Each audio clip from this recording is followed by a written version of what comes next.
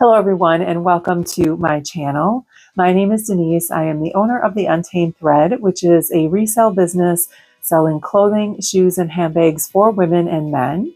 If you are new to my channel, welcome. If you are returning, thank you for stopping by again and supporting my channel.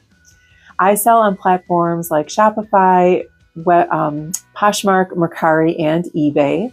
I will leave the links below if you are interested to see what I have in my stores. If you would like to shop with me, I would prefer if you could shop with my Shopify website, and I offer a discount for my YouTube viewers. If you enter code YouTube30, you will receive 30% off your order, and I offer free shipping for orders $45 or more, or a standard shipping fee of $5.99, so a great deal. So today is going to be a little bit of a chatty video, mainly geared toward resellers. So if you are a reseller, you might want to stick around. I'm going to talk about all kinds of sourcing options and the pros and cons of each option so that maybe you can make some decisions regarding your business and how you source. So if that is something that you are interested in, stick around. All right, let's jump right in because I think this might end up being a fairly long video. So grab your beverage of choice. Mine is coffee since it is the morning, but it could change later. You never know. And we are going to talk about sourcing today. There are a lot of different places to source for goods, and I'm going to specifically talk about clothing, shoes, and handbags because that is what I am most expert in, I guess, if you would say that. I don't typically sell any hard goods or even really any jewelry or any kind of items like that. So I'm specifically going to talk about sourcing as it relates to, again, clothing, shoes, and handbags. So I have a ton of notes here, old school. I wrote them out. I was on a long weekend and spent a little time at a coffee shop just relaxing. So I thought I would put my notes together here to be able to then make this video. And how I'm going to structure this is I'm going to go through different categories of sourcing. And then I'm going to talk about the pros and cons of each. And then I'm going to rate each sourcing option in 4 different categories. The first is efficiency. So this means that, the time needed to source based on this option. Second is the quality. So this is typically that, you know what you might be getting. You know the condition, you know the quality. Basically, if you can select things yourself versus like a mystery box. So that is quality. And then styles is, current styles, outdated styles. And then if you're into vintage or something like that. And also, I considered market saturation in this as well. So we'll get to that when we talk a little about some of the liquidation boxes or the mystery boxes. Sometimes there are saturation issues. And then overall profitability. So this would be average cost of goods versus what your sale price would typically be for those items. And so for the efficiency, quality, and styles, I'll give it a thumbs up or a thumb down. And then for overall profitability, $1 sign is anticipated very little profit. $2 signs is pretty good. And then $3 signs is expecting a really good profit from that kind of sourcing option. So I'll pop all that up on the screen as I go through so you can kind of see. And just a disclaimer, this is clearly my opinion based on my experience of sourcing in many different ways. So if you have other sourcing options first that I missed on this list as I go through that you want to share below, leave a comment. Or if a different sourcing option seems to work better for you than it does for my business, that is perfectly fine. So this is just hopefully informative for you as a reseller to kind of think about, do you source in one place? Do you kind of mix up your sourcing options, or just to be a little more thoughtful? And hopefully this video will help you. But again, what works for my business may not work for yours. And I'm so happy to hear kind of what does work for you or doesn't work for you in the comments below as we go through this. So, all right, I'm going to jump right in. And I kind of put these in some sort of a category in my own brain. So you may not think of it this way, but this is kind of where I started. And I'm going to start with some of probably the most frequent ways to source is where I'm going to start on the list and then get to probably the less likely places to source, or not as often maybe or frequent. All right, the first is thrift stores. So I think we've all been to many different kinds of thrift stores to be able to find items to source and resell for profit. And I would say that if you're sourcing in a thrift store, your average cost of goods may be somewhere between, $3 and $10, depending on what you're picking up and how much your thrift stores are charging. So that is just an estimate based on my experience. Maybe you have a little bit of a different cost of goods. But the pros in thrifting at or sourcing at a thrift store are, one, that you get to hand select your pieces. So you get to go through the racks and you get to decide whether or not something is in good enough condition for you to pick up, whether it's a brand, a style, or current style or vintage or something like that. So hand selecting is definitely a pro. The second is you may find some bolos for less. So some of the thrift stores, at least some of mine that I'm at, many of them have kind of caught on to some of the higher end brands.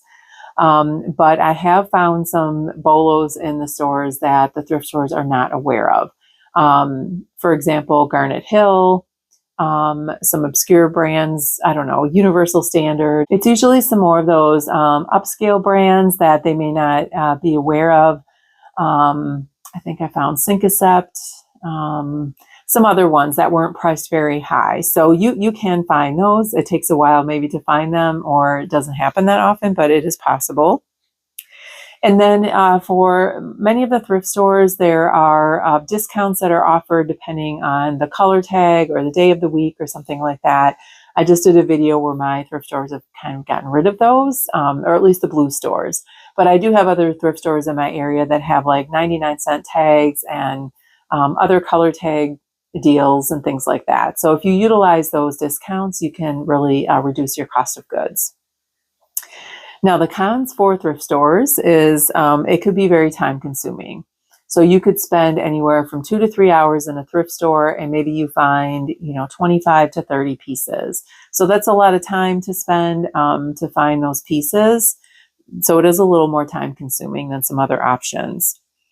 And then again, some thrift stores are just overpriced for resellers. I'm not saying they're overpriced for your average consumer, because if you are an average consumer, you can still get a pretty good deal at the thrift store. But for resellers, it may not be, things may not be priced for us to make enough profit to resell. And the other con is that you may go to the thrift store, you may spend 2 to 3 hours there and you might not find anything, or you find 2 things or 5 things. So again, just the time consuming piece of it, and you're taking a risk as you go that you may not find anything. So my rating for thrift stores for efficiency would be kind of a thumbs down. It is time consuming to go through a thrift store, rack by rack. If you specifically know what you're looking for, or you can go in and have a quick trip in and out and you just want to look at dresses, that's fine. But I'm just talking about like an average thrift store trip to source for a good amount of items that you can sell. So the efficiency is not great on that. The quality, I will give it a thumbs up, because you can self-select your pieces. You can select the quality and condition, the style, all of that. So there is definitely an advantage to thrift stores. And then for styles, I'll also give that a thumbs up again, because you can self-select. You may not find as many current styles in a thrift store as you may through a liquidation box or something like that, which I'll get to. But typically, if you're focusing on style, you can definitely, that would be an advantage at a thrift store. And then for overall profitability, I will give this $3 signs. Because again, you can really control your cost of goods. And if you can get your low cost of goods, maybe $2 to $3 a piece, even up to $5, depending on whether it's a bolo or not, you can really make some good profit if you are sourcing at a thrift store. All right, so moving on to the bins or the outlets, usually the Goodwill outlets or another thrift store outlet store. Your average cost of goods here can be pretty low, so maybe anywhere between $1 to $3 per piece. Just depends on how much your bins charge per pound. And then the pros, again, are similar to the thrift stores. You can hand select your pieces. You can select the quality and condition. You may, again, find bolos even for cheaper than you would at the thrift store because you're paying by pound versus by piece. And then the real pro to shopping at an outlet is you have a very low cost of goods, like I said. All right, the cons, we get back to time consuming. So I've seen people spend 5 to 8 hours at the bins, minimum probably 2 to 3 hours for myself to make it worth my time to drive out there and dig through everything and hopefully find enough pieces. But it is a time consuming option to source. Again, you may not find much sometimes depending on what you're looking for.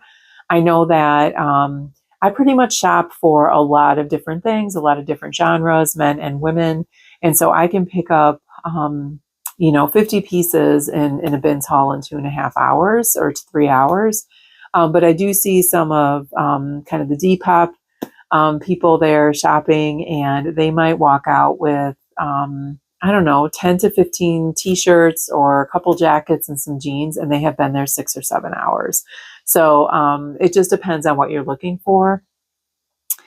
And then the bins may not be readily available in many areas. So I know there are some resellers that don't have access to bins at all. It's too far away, or there just isn't even one in their area. So you may not even have this option, which is a con for some resellers.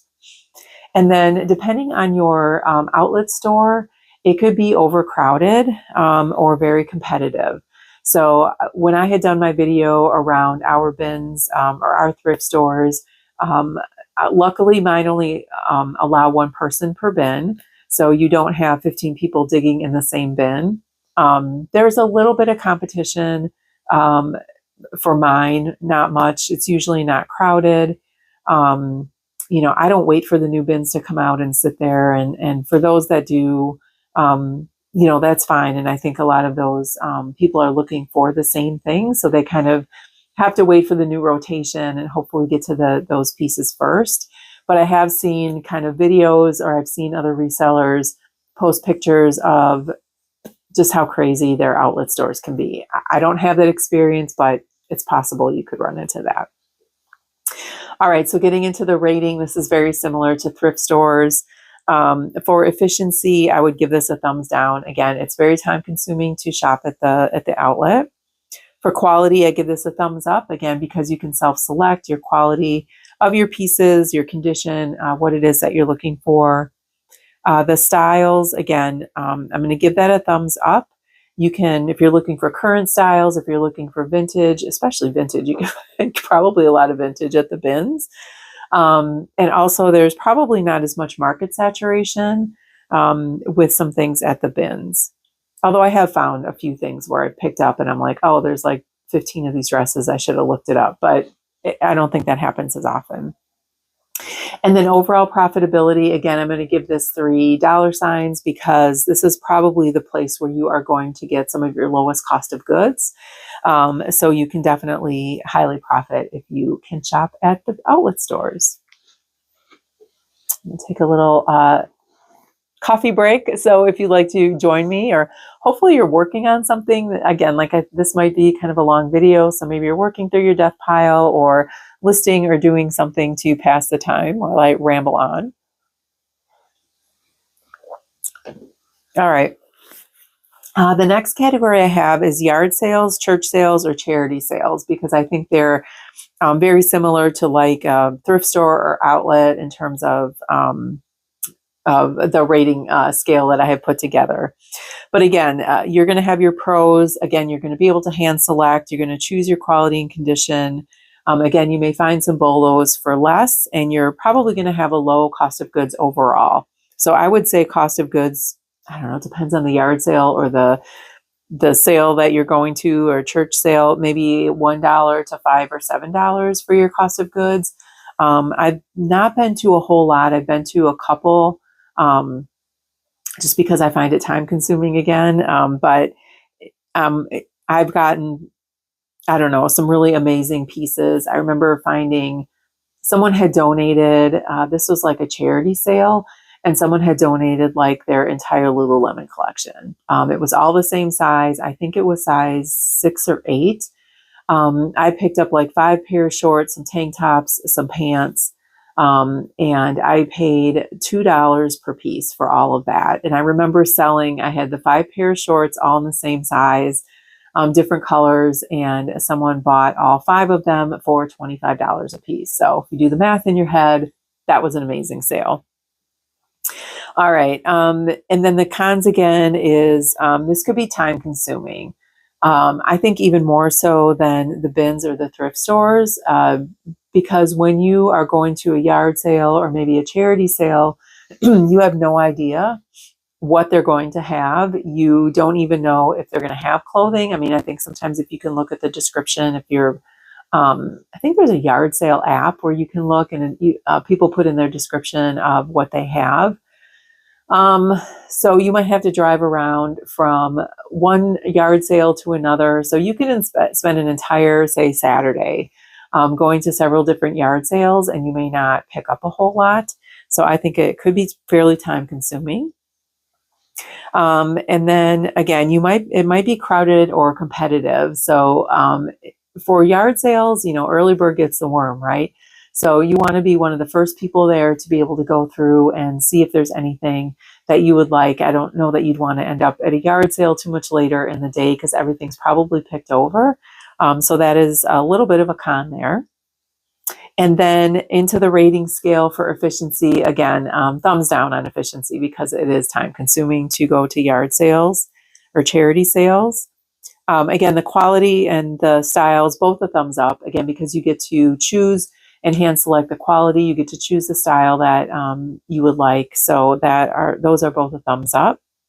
And then from overall profitability, again, I'll give this 3 dollar signs because your cost of goods should be fairly low at a yard sale or one of these charity sales. All right, I'm going to move on quickly just to estate sales, just because it's very similar down here. And those are a little bit unique. I've been to, I think, 2 estate sales, and sometimes they're very difficult to get into. So the kind of the efficiency or the accessibility of them, some require that you get on a list ahead of time. Some you can just show up and be there. But if you don't get there early enough, again, you are usually in a line and have to wait to go through. And then again, the pros are very similar to what we talked about above. You can hand select your pieces, the condition, the quality. You can find maybe some bolos for less, depending on how they're pricing. So those are all the pros of estate sales. And the average cost of goods may vary. So the couple of estate sales that I went to for a reseller, it was not worth my time. They were reselling things basically. So as much as I would charge for them, that's what they were charging. And so I really didn't get anything. And that kind of makes sense. They're not there to give away their pieces. If they wanted to do a yard sale, they would. But you might be able, depending on how they're pricing, to find something really good for a low cost of goods. I wouldn't expect that you would walk out from an estate sale with a ton of things, like a ton of handbags or shoes, designer pieces or anything like that. So you may find a few really nice select pieces that you can sell for really high and get a nice return on. And then again, the cons are, it could be time consuming, again, accessibility for that.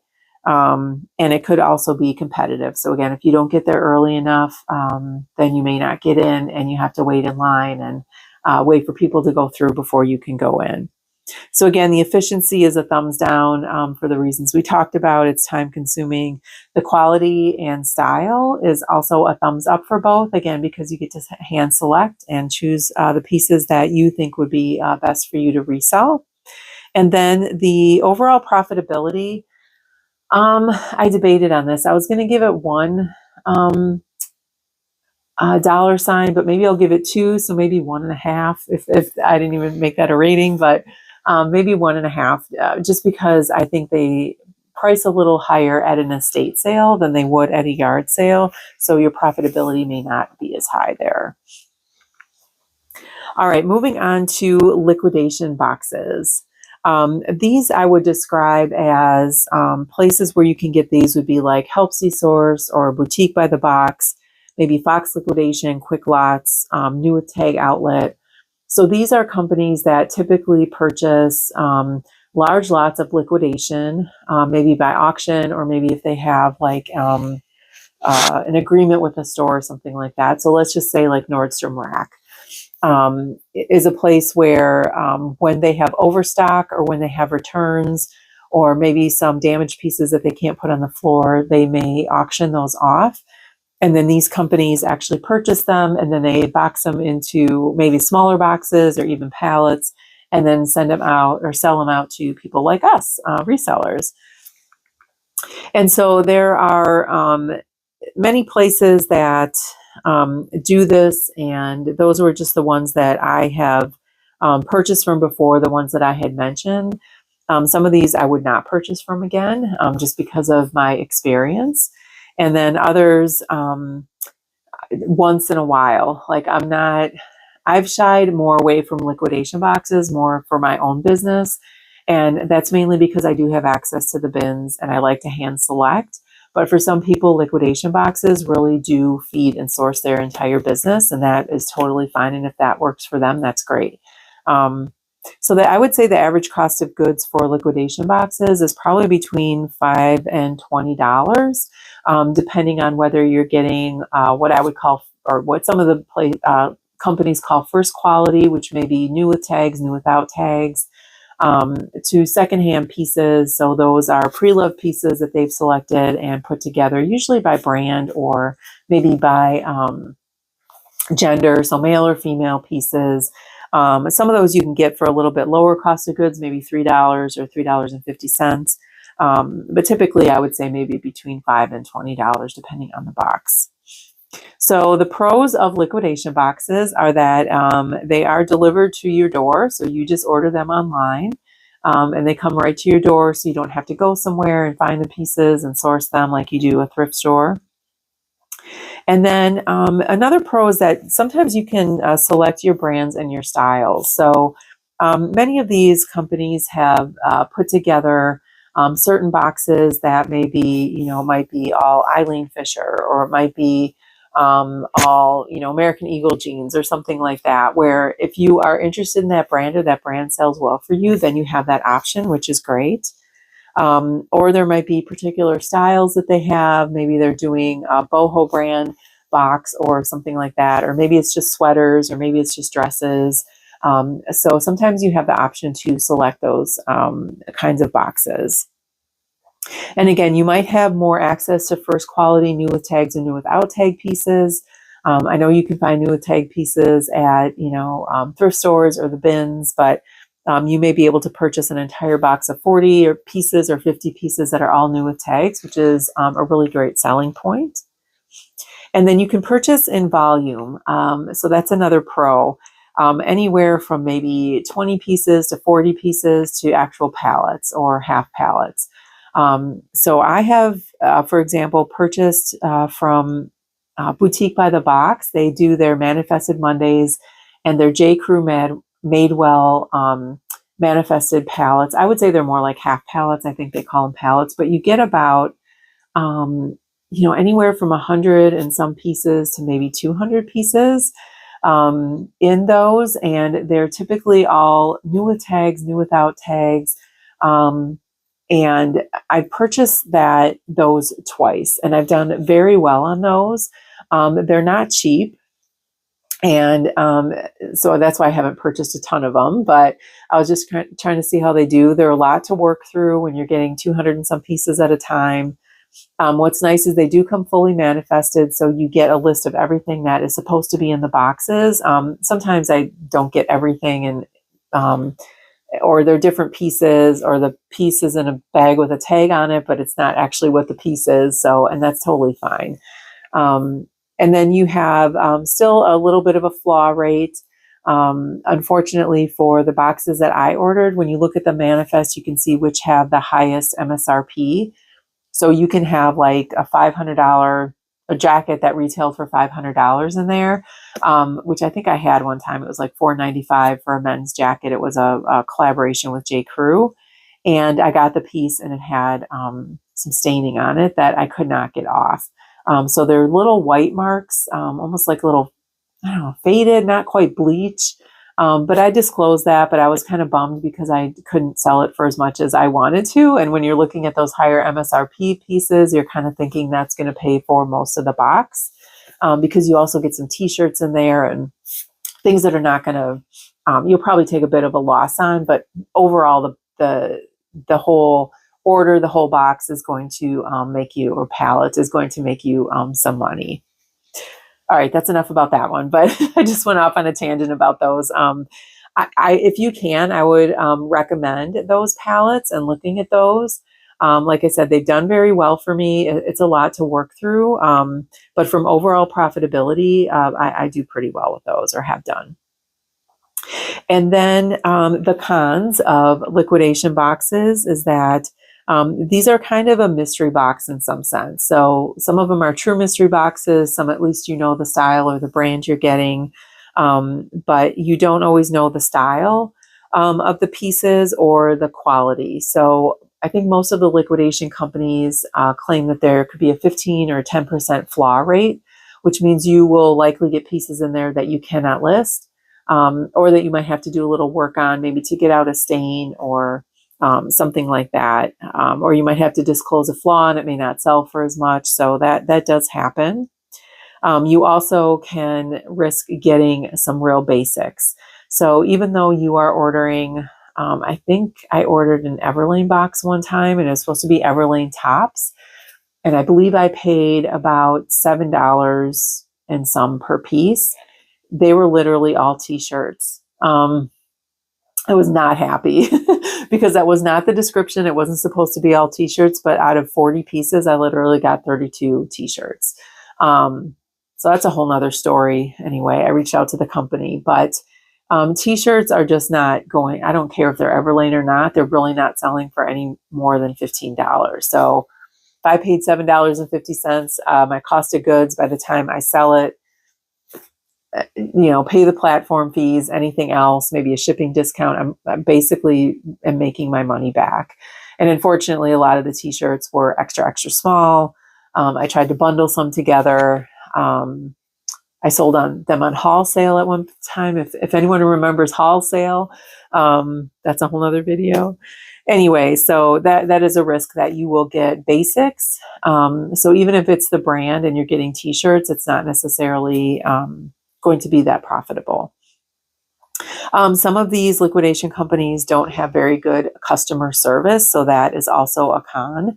I won't get into specific ones. There's some, like I said, that I won't order from anymore. And if maybe you can put your experience below of customer service you've had with some liquidation companies, but some are not good and some are some are fine. Some are really great with customer service. The next con is you may pay a high cost of goods especially for some of the sought out brands or the first quality. So I know the Everlane boxes that have been offered have gone up quite a bit, cost of goods, to the point that I think they're almost $15 to $20 a piece. And those are sweaters and jeans, and it's a lot. I probably wouldn't pay that for those, but it is just something, depending on the brand, the cost of goods has gone up. Those companies have raised the price of those boxes. And the market saturation can also be a risk. So you may order a liquidation box, and there's a reason why it's liquidated, is because no one bought whatever kinds of pieces that were offered in the store. So you might be getting, even in your own box, multiples of the same style, maybe in the same size, or could be different sizes, and multiples are fine. I don't mind multiples at all, but I don't want to get the same dress in a size medium. And then you have, if this went out to other resellers, then you have other resellers with the same boxes, and you're really competing. Then the market becomes saturated for some of those pieces, but you don't know that until you order it. And then you might have to pay for shipping also. Some companies do not charge shipping, other companies do. And so when they're advertising their cost of goods as like $5 a piece, then you get to checkout and your shipping is another $20 or $25. You have to add that on. So now it becomes, $6 or $7 a piece. So just something to be aware of. All right, so my rating for liquidation boxes for efficiency, definitely a thumbs up, because ordered online gets delivered to your door, very little time involved. The quality, I wasn't sure what to rate because it really depends. I'm adding a rating in here as risky because the quality could be risky, and it just depends on the liquidation company. It will depend on the box that you order. And again, if you get good customer service or not. So the quality could be risky. I would say generally from my experience with liquidation boxes, 70% of the time I've been happy.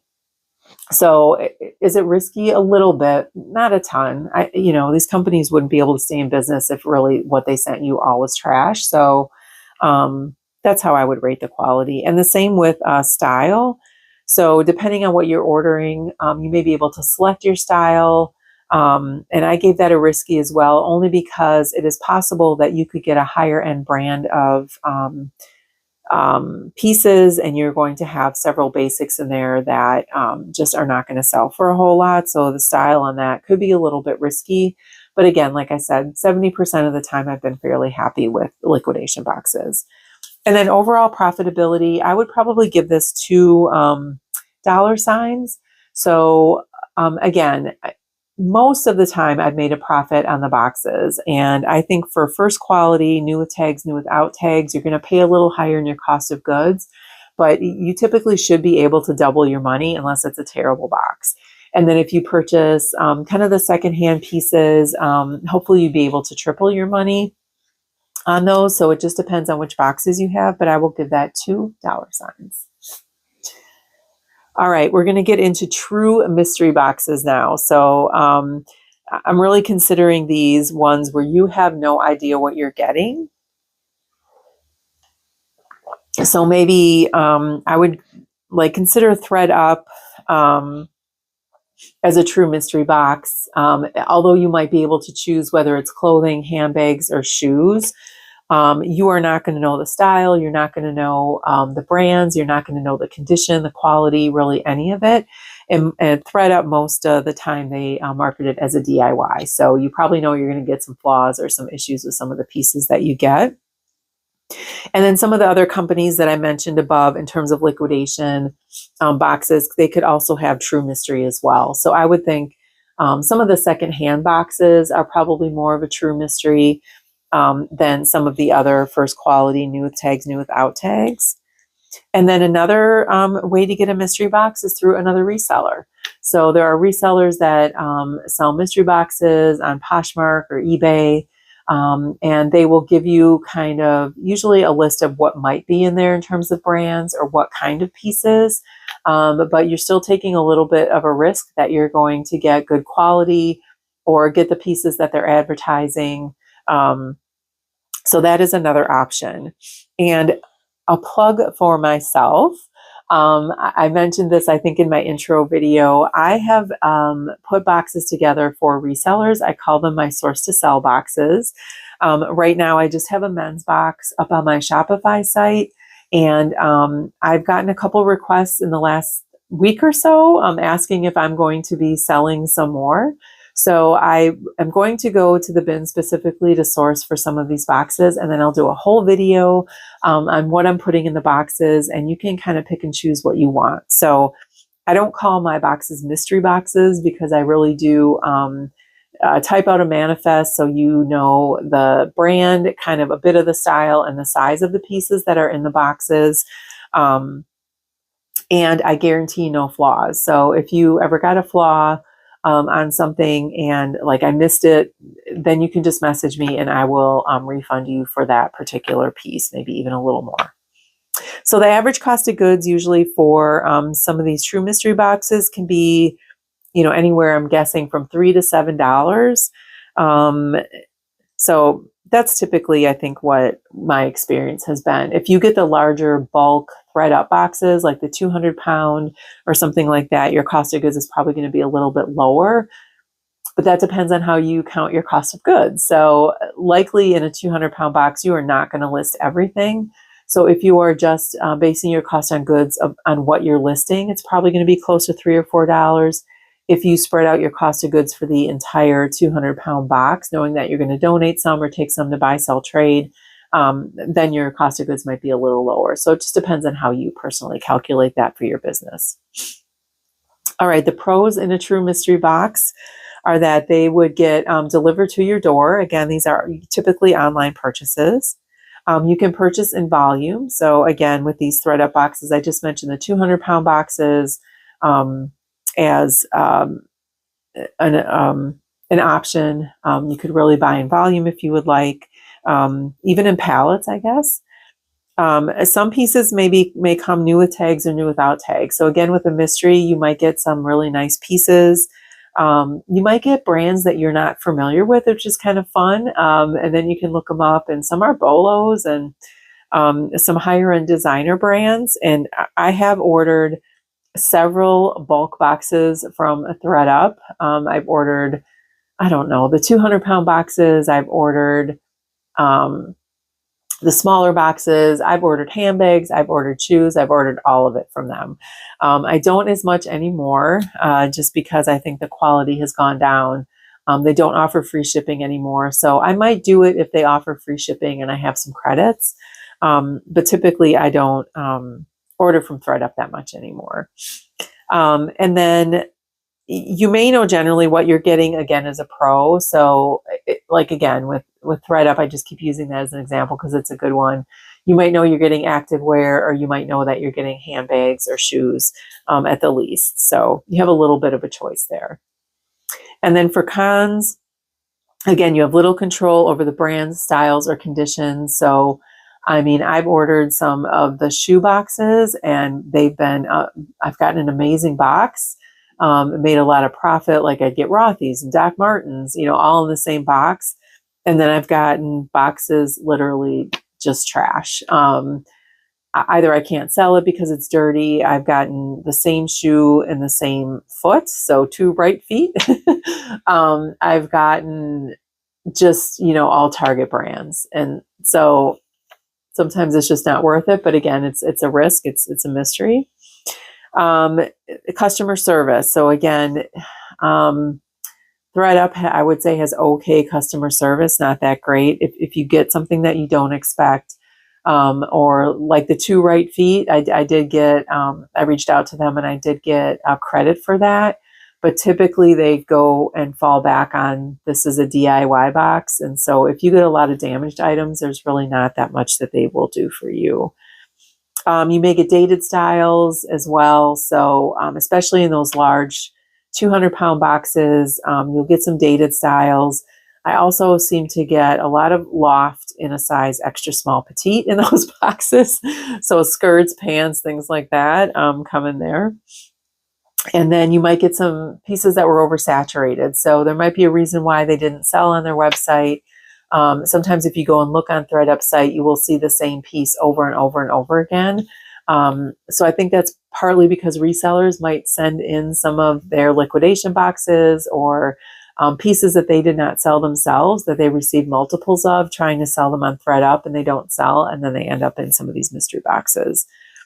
And then again, you may have to pay shipping. So even though it's a low cost of goods, depending on the company, you might still have to pay shipping, which increases your cost of goods. All right, rating system on that. For efficiency, I would give that a thumbs up because it comes right to your door. And then for quality and style, again, I would kind of put these as risky. So really risky, more risky than I think a liquidation box. Really don't know what you're getting most of the time. You're not sure of the quality or the styles that are going to come. And then your overall profitability, I gave this a risky, I'm just keep adding to my system. It's my video. I can do what I want. Risky and with a double dollar sign. So again, if I have ordered in bulk from ThredUp for some of these mystery boxes, I have definitely made a profit. Sometimes you have 1 or 2 pieces that will pay for the entire box and you still have 90 pieces to sell.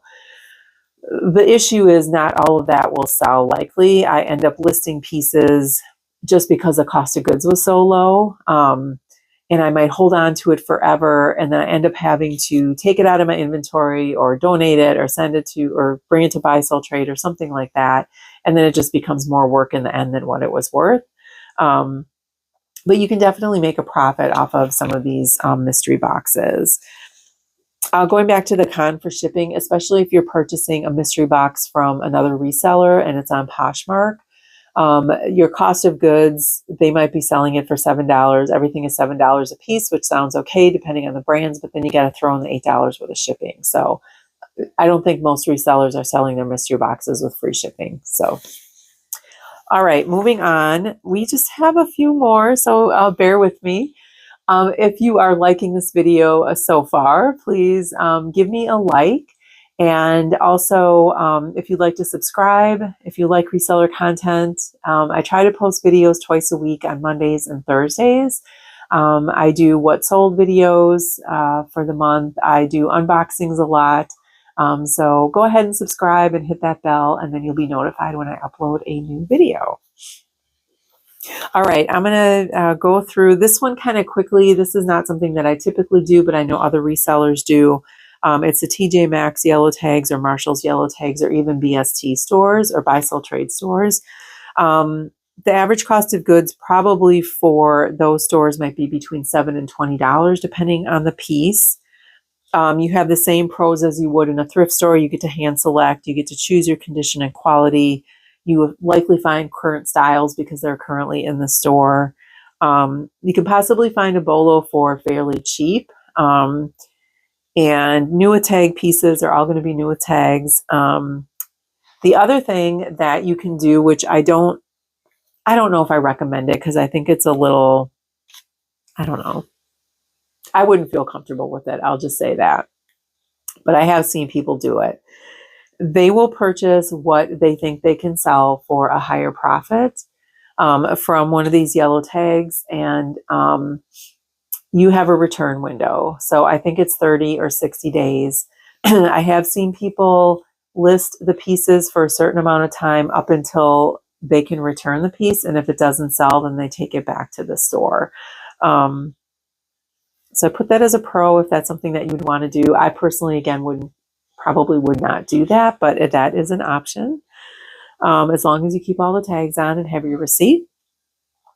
And then the cons to shopping at these stores is that you might have oversaturated styles. So there's likely a reason why these pieces did not sell in the stores, and there might be multiples of them. Even though they're at a good price, they may be oversaturated. And again, they didn't sell for a reason. You might be paying a higher cost of goods, even though it looks like, you can get a pair of Lucky Brand jeans brand new for $7. I don't know, maybe it wasn't a desirable style, which is why it was still there, and you're still paying a high cost of goods for that and may not get a huge return on investment. And then it's another time-consuming process. So you have to go through maybe to 1 store, 2 stores, several stores, trying to find what you're looking for, and may not find a whole lot in your trips. And especially for the yellow tags, you don't know when they turn yellow. So I've seen resellers go to TJ Maxx several times when these come up. I think it's usually around this time, or Valentine's Day is one of the times where yellow tags kind of hit.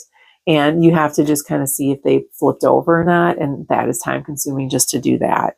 The reason why I haven't done yellow tag sales much in my area is because we don't have the stores here in Milwaukee that have the higher end brands. So I've seen some people get amazing brands at some of their TJ Maxx. We just don't have that here. One time I have gone several times and realized it wasn't going to be worth my time. I'm not going to pick up Lucky Brand. I'm not going to pick up Rachel Zoe, Jessica. There's a ton of Jessica Simpson in my TJ Maxx stores. I did find a Johnny Was dress one time. It was a silk maxi dress, absolutely beautiful. It retailed for, I want to say, almost $300 or just over $300. And I ended up getting it at a yellow tag sale for $65. That thing sat forever. I had very little interest in it. I was so bummed. I really thought I could do well with that. I think I listed it and delisted it and relisted it. I don't know how many times. I know I had it for almost 2 years, and I ended up sending it to ThredUp. And I thought, well, maybe I can sell it better on ThredUp with a bigger audience. And I did. And I ended up selling it, I think it sold for $185. So my profit in total, I think ended up being $35 or $40, which is fine. But I can also make a profit on $35, $40 for something that I find at the bins much easier. So I have not gone back and done that. But if that's something that you do and that's successful for you, please leave a comment. Because for me, maybe it's just my stores. It just doesn't make sense for me, but it make really good sense for your business. And then same with buy, sell, trade stores. So it depends on whether or not, they have a really good discount day, or you have a credit and you get, like, if you sell things, sometimes these stores will give you an extra 20% in credit to purchase from the store. So I see a lot of people buy from buy, sell, trade stores.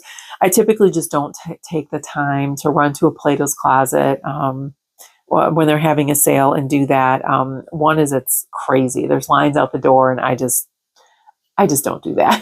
Some people do, but all right. So for efficiency, I would give that a thumbs down, just because it's time consuming to go to the yellow tags. Quality and style, again, you can choose, hand pick, and usually they're all new with tags. So you definitely can get good quality and current style.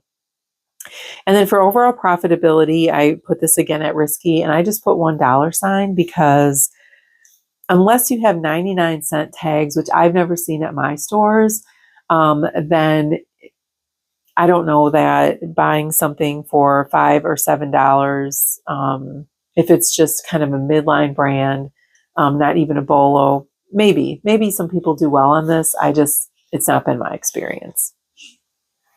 All right, so now we're going to get into, I have online sourcing for higher end or luxury brands.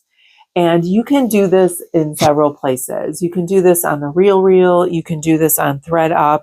You can go to Goodwill online. You can use Poshmark, Vestair. All of those other platforms are at your disposal to try to find some higher end or luxury brands that you can typically sell for higher. And there's a caveat with that, and I'll get to that in a minute. But typically your average cost of goods for a designer piece may be between $20 to $100, depending on what you're looking at. So if you can get a Gucci handbag on ThredUp, this is just an example, say for $35, because it hasn't sold and it's highly discounted, and you can flip that for, to $200, that would be great. Doesn't happen that often, and that's part of what we'll get into in a minute. But I have done this in the past. I sometimes continue to do it if I'm bored and I kind of scroll through the RealReal or ThredUp looking for something. I will say it's not been that successful for me for the time that I have to put in to do it. But I know some people do source a lot this way. So again, if this is a way that you source and you do really well with this, I'd love to hear from you in the comments. So go ahead and comment below and share. Don't share all your trade secrets if you don't want, but just if this is something that you do and find successful, go ahead and leave a comment. So again, your pros are going to be that you can hand select pieces. And typically, if it's not a final sale, if you get the piece and it wasn't in the condition that you thought it would be, you can typically return it. So this has happened to me with the RealReal. where I purchased something and I thought it was new with tags, and it was new with tags, but from Rent the Runway. So that isn't really new with tags because it's likely been worn or pre-loved. So it was kind of misrepresented in the listing. And then second, it had a flaw on it. So my guess was it was worn and ended up getting a stain or a hole in it. I don't remember. But they advertised it as a new with tag. So I ended up sending that back because the amount I paid for it, I was not going to even try to deal with it. But typically you can probably send the pieces back for a refund if it does not work out for you.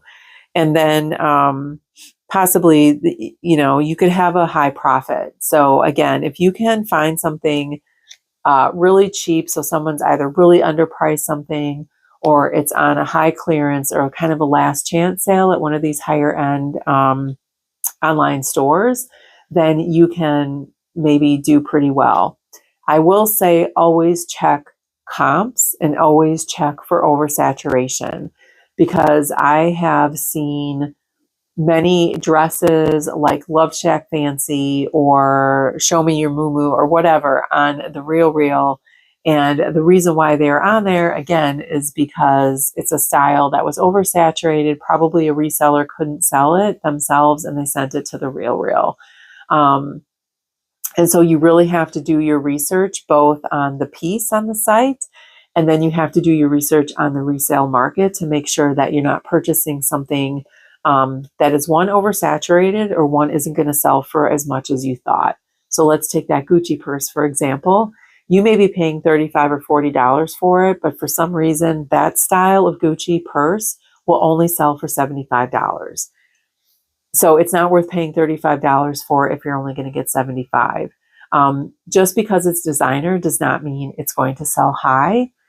There are sought out designer pieces, there are limited edition pieces, there are vintage pieces, and some sell really well, and some are just your basic, I don't know, a handbag that everybody got from Prada, and it's just not something that is has high end resale value. So you really have to do your research on these pieces before you buy them.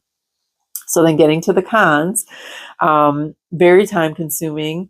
So again, you have to scour through these online stores, and even in ThreadUp or wherever you're looking, it takes a lot to find pieces. Even if you're doing as much filtering as possible, it is time consuming. You will have likely a higher end investment on the front end. And if that is the case and you sit on the pieces for a very long time, you're not going to see a return for a very long time.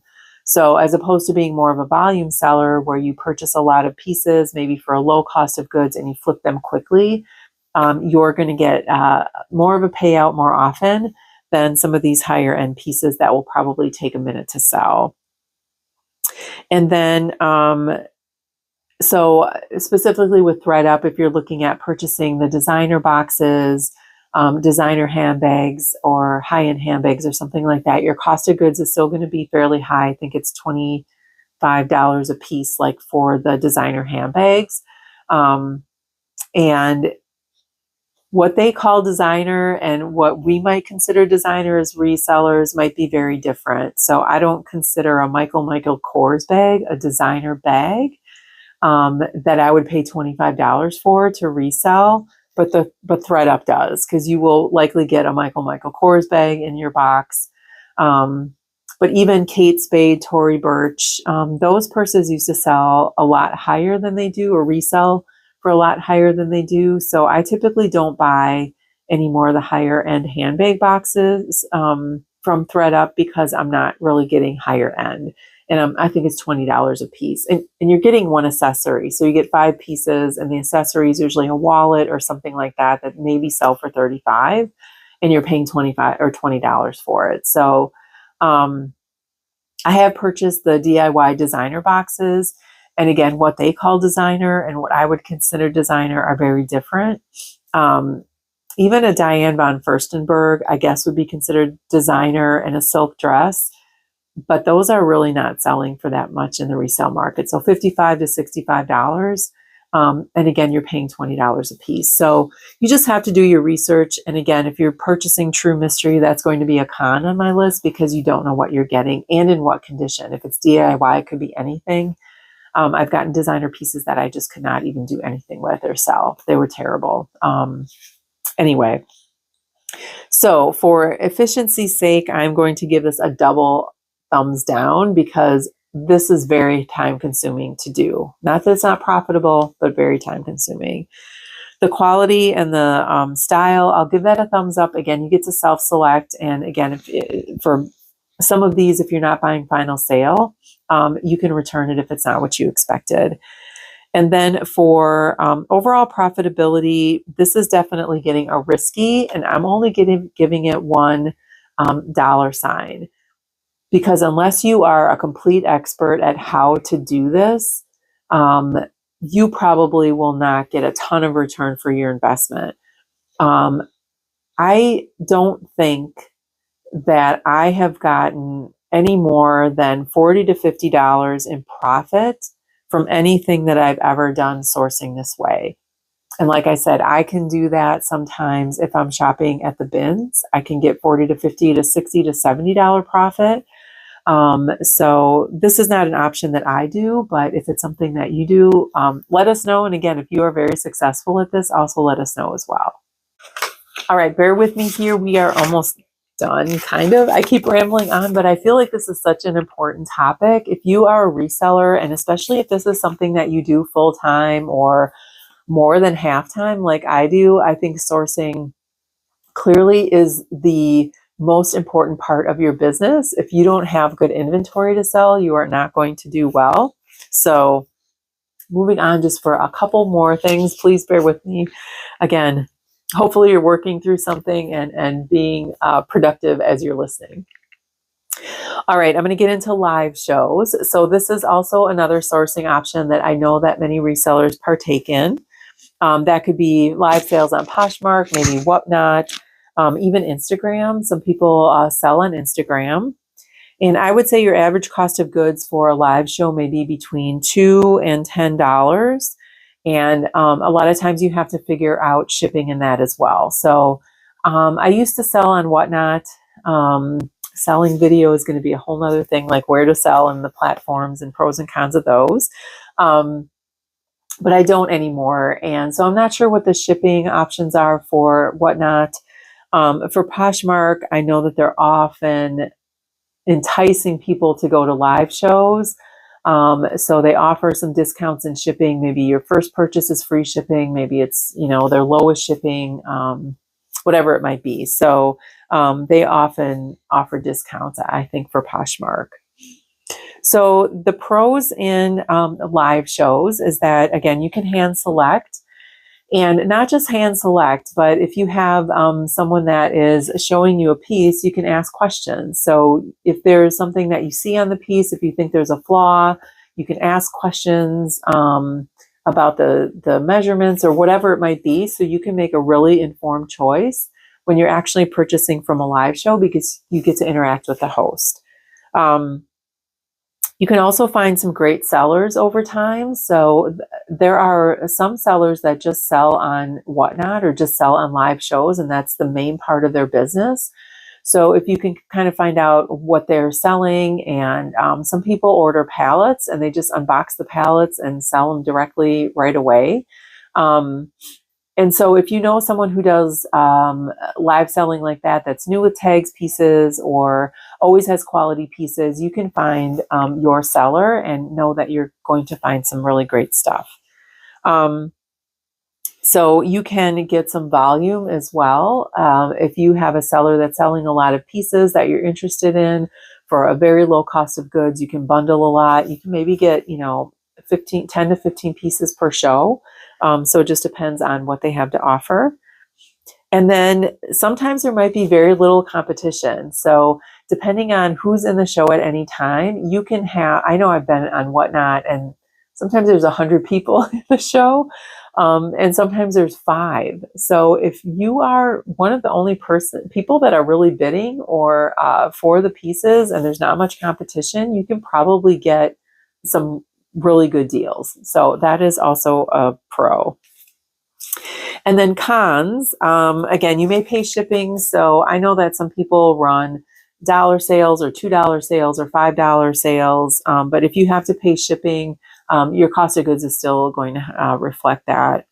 And then there might be more competition depending on the show. So if you are really looking for a deal or some things to resell and you want it at a low cost of goods, but maybe somebody is looking to purchase that personally for themselves, they might run it up a little bit more.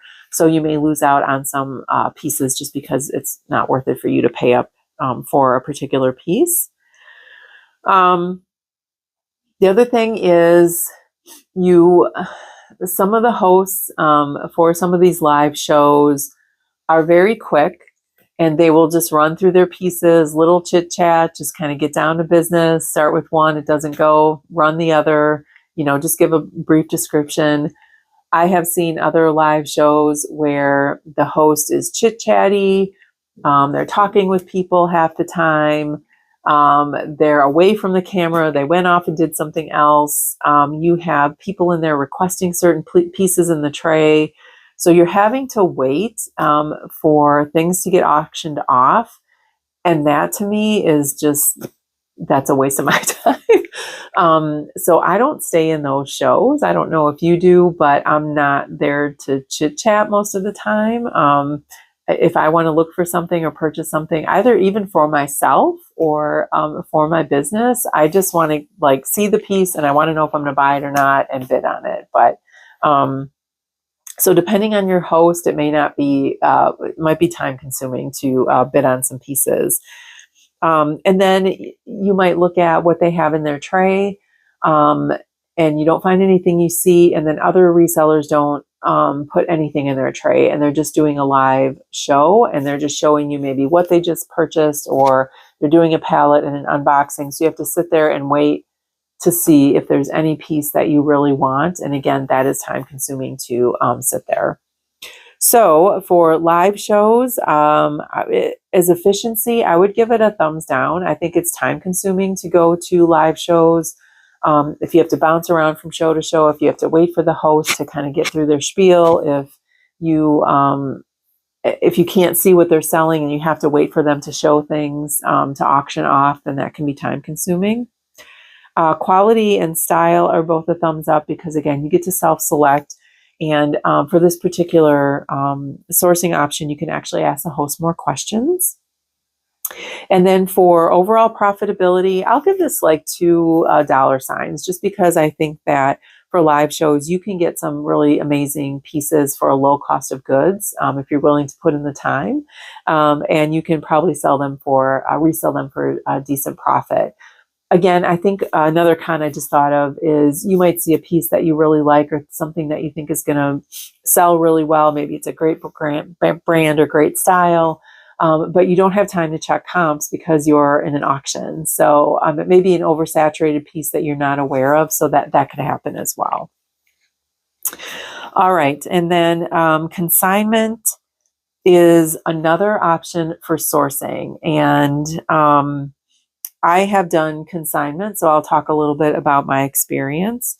But with consignment, your average cost of goods is going to be zero because someone is bringing the pieces to you for you to sell for them. But that doesn't mean there's not a cost. So you initially come up with some sort of an agreement with that person. And when I was consigning, my split was 65, 35. So they would get 35% of the profit. I would get 65%. And so even if you're selling a piece for, $50 on Poshmark and you have to deduct the, Poshmark fee. So that's $10, that's $40. So your profit is $40, and now you pay the person 35% of that, as an example, and I get 65% of that. So was it worth it? Maybe, just depending on what the piece is and how often you've had or long you've had it sitting there. So I don't typically do consignment anymore, and I'll talk about why in a minute. All right, so the pros of a consignment, again, is you get to hand select. So people will bring their pieces into you. Sometimes they may be designer, and you can decide what you would like to take to list in your stores or not. You might get designer pieces, unique pieces, vintage pieces. So that is always a pro. If you build some trust with clientele over time, they might keep coming back to you, and you'll be able to sell their pieces for them. Typically, you'd have a contract, so you have some sort of a protection agreement. Should something happen to the piece, or it gets lost in shipping, or something else happens with the piece, or you don't sell it, what do you do with it? So you have some sort of an agreement with the person on how to manage that. And again, there's very little upfront cost or little sourcing time involved. The pieces are coming to you. You don't have to go get them unless you go to someone's house and go through their things. I suppose that could happen as well. And you don't have any upfront cost of goods. You just have your time. So the cons of consignment are that some people think that their pieces are worth more than they are on the resale market, just because they don't understand how resale works and they paid a lot for it. So again, you might have someone bring in their Christian Louboutin shoes and they paid $1,200 for those shoes.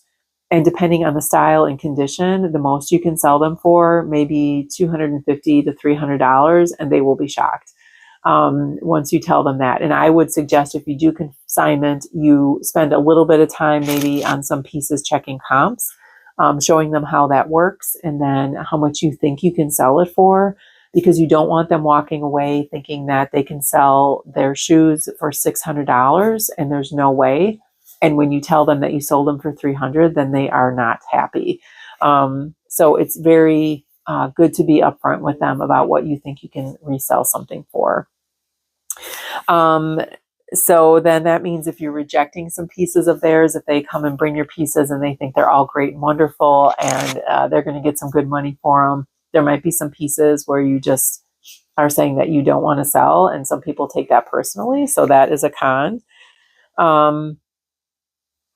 You have to make sure also that your client completely understands your consignment agreement, because what you don't want to happen is that they just sign in the bottom line, they didn't read it, and you have a clause in there, say, that says, if your pieces don't sell, I donate them.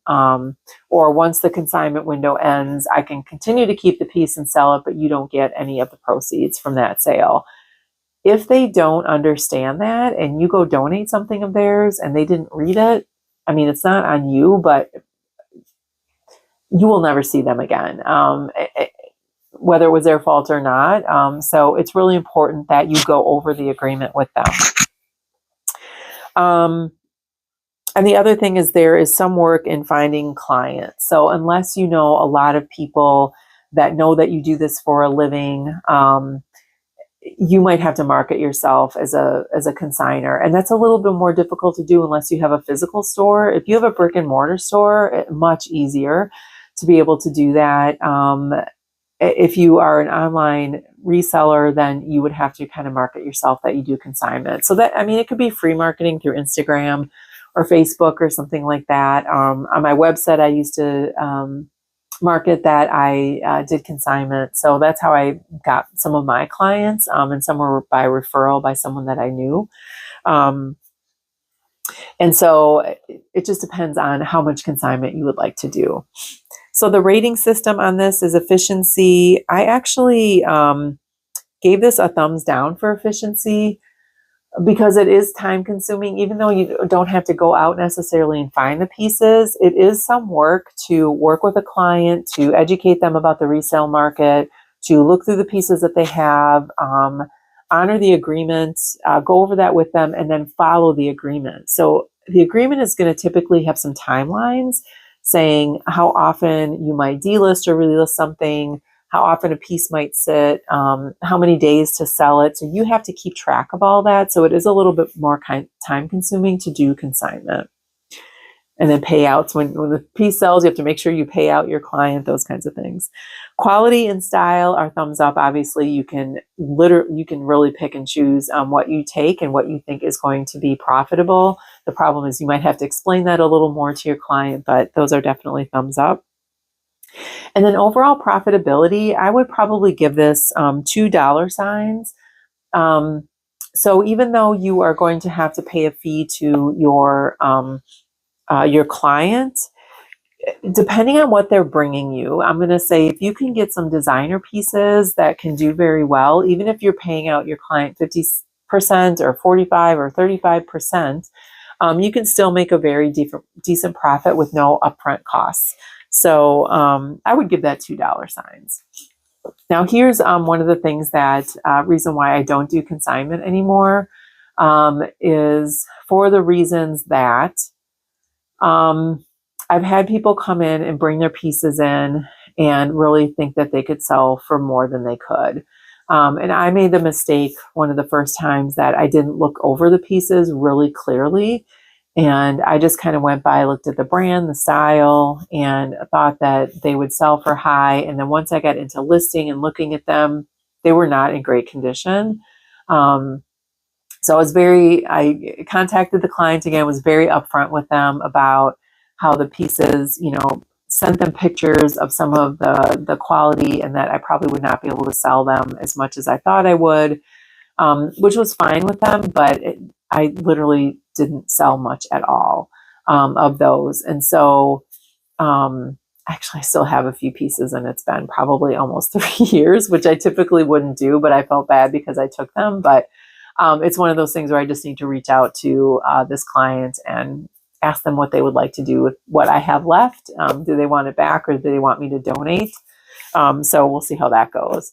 And I had some people reach out to me from my website online, and they're from different states or different places. They want to send their pieces in. They don't want to pay for shipping. Like it was just ended up, I didn't want to deal with that. So for me, from an efficiency standpoint, it was emails back and forth. It was, would you take this? It was sending me pictures. I just stopped doing that.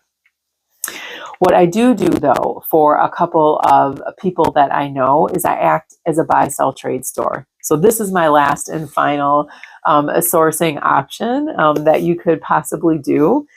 So I typically, the average cost of goods for that would be about $5 to $15.